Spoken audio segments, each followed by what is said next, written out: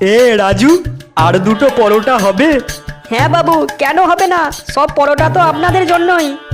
সব পরোটা তাহলে আমাকেই দিয়ে দে, সারাদিন কিছু আর খাবো না। তুই যদি সব পরোটা নিয়ে নিস তাহলে আমি কি খাবো? তুই আমারটা মুখে নিবি, পেট ভরে যাবে। বাবু বাবু হ্যাঁ, কি হয়েছে তোর? বাবু বাবু পরোটা খাবো, বাবু পরোটা খাবো। হ্যাঁ, পরোটা খাবে? এই তুই চুপ কর।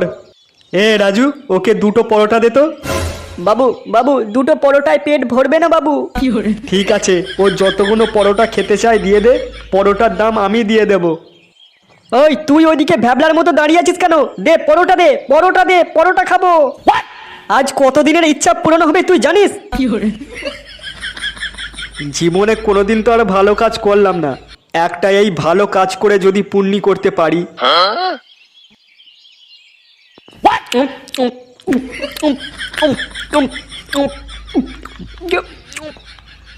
বাবু বাবু আর দুটো পরোটা। আর দুটো পরোটা খাবি নাকি? আর কত পরোটা খাবি তুই? বাবু বাবু এখনো আমার পেট ভরেনি। দোকানের সব পরোটা খেয়ে নিলি আর বলছিস পেট ভরেনি? এমন কানের গোড়ায় ঝাপড় মারবো না, ছটফটিয়ে মরে যাবি জানিস। ভিক্ষে করেও আর খেতে পারবি না। যত সব আমার কপালেই জোটে। হে রাজু, এই কত হয়েছে রে আমাদের? হ্যাঁ, আপনাদের মোট হয়েছে 1200 টাকা। এই খেয়েছে রে, 1200 টাকা কি করে হলো? দিন, টাকাটা দিন। খাতায় লিখে রাখ, কালকে দিয়ে দেবো। না বাবু, আমার দোকানে ধার বাকি চলে না, সবে নতুন দোকান খুলেছি। ধার বাকি চলে না মানে? তুই জানিস তোর দোকান আমি যখন তখন উঠিয়ে দিতে পারি? যেটা বলছি সেটা কর। নান্টুর নামে 1200 টাকা লিখে রাখ, কালকে নান্টু এসে দিয়ে দেবে। বাবু, এখানে আবার নান্টুকে? নান্টু এই ফুটোর বাপ। কালকে আমি নান্টুর হাত দিয়ে 1200 টাকা পাঠিয়ে দেবো, নিয়ে নিস।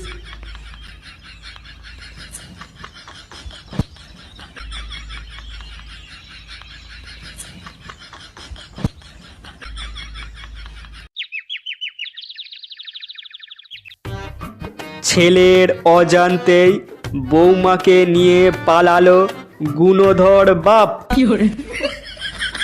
ছি ছি ছি, কি সব দিনকাল এলো। হ্যাঁ, নিজের বাপই বৌমাকে নিয়ে পালাচ্ছে, তাহলে ছেলে কি করবে?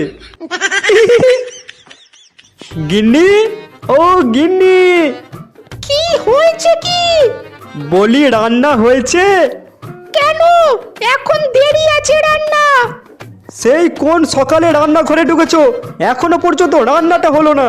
হ্যাঁ, আমার তো 10টা হাত, তাই রান্নাটা তাড়াতাড়ি হয়ে যাবে। অফিসে দেরি হয়ে গেলে বসের কাছে কথাটা কি তুমি শুনবে?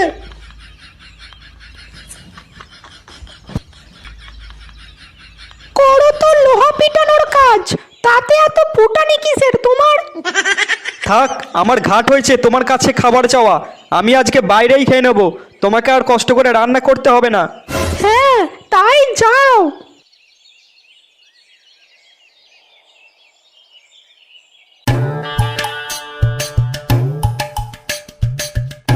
তিনটে পরোটা, একটা কাঁচা লঙ্কা, একটা পেঁয়াজ, একটা সেদ্ধ ডিম, মাত্র 30 টাকা। যাতায়াতের টিকিটও হবে না।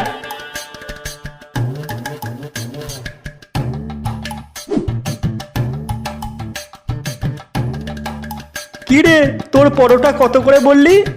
তিনটে পরোটা, একটা কাঁচা লঙ্কা, একটা পেঁয়াজ, একটা সেদ্ধ ডিম, মাত্র 30 টাকা। যাতায়াতের টিকিটও হবে না। 30 টাকা কেন? 25 টাকায় আমি শিয়ালদা থেকে বর্ধমান চলে যাবো, আর তুই বলছিস 30 টাকায় কোনো টিকিট হবে না? অন্য কাউকে বোকা বানাবি, কিন্তু এই নান্টুকে নয়। কি, আপনার নাম নান্টু? ফুটোর বাপ?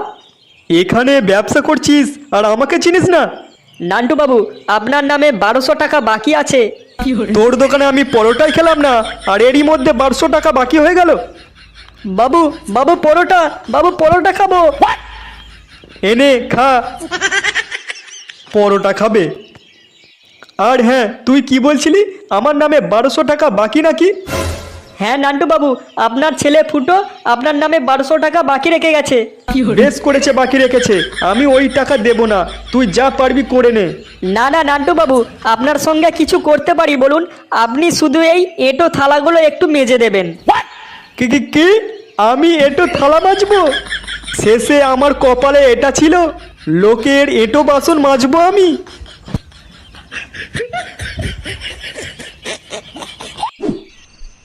গাড়িটা একটু জোরে চলবে, এতে হচ্ছে না। জোরে চালাও। হচ্ছে, এবার হচ্ছে, চালাতেই থাকো, থামবে না। করাচ্ছি তোকে খেলা।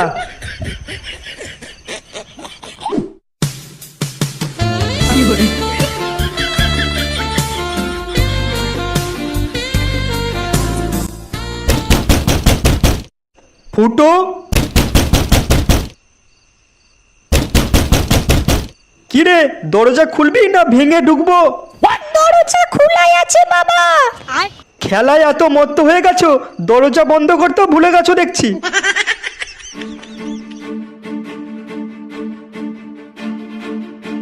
কিরে, কাল রাজুর পরোটার দোকানে কি করে এসেছিস তুই? কই বাবা, কিচ্ছু করিনি তো। তোর জন্যে আমি আজকে পাড়ায় মুখ দেখাতে পাচ্ছি না।